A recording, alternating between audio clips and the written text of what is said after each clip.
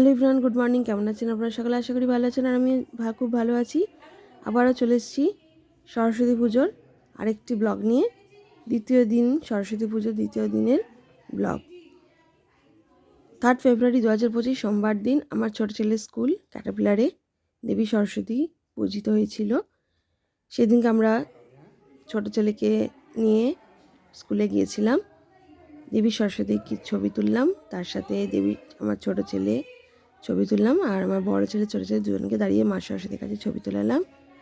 নিজেরাও কিছুক্ষণ ওখানে ছিলাম, টিচারদের সাথে কিছুক্ষণ সময় কাটালাম, জায়গাটা কিছুক্ষণ ঘুরে দেখলাম, নিজেরাও কিছু ছবি তুললাম, আমিও ছবি তুললাম মা সরস্বতীর সাথে। তারপর আমার ছোটো ছেলে কিছুক্ষণ ওখানে ছিল, খেলা করলো। তারপর টিচারদের সাথে ও ছবি তুললো। টিচাররা সবাই মিলে ওকে নিয়ে, সমস্ত বাচ্চাদেরকে নিয়ে ছবি তোলালো। এইভাবে সরস্বতী পুজোর আরেকটা দিন কেটে গেল, দ্বিতীয় দিন। এটা হচ্ছে একটা স্কুলেরতে সরস্বতী পুজোর কাটানোর একটি মুহূর্ত।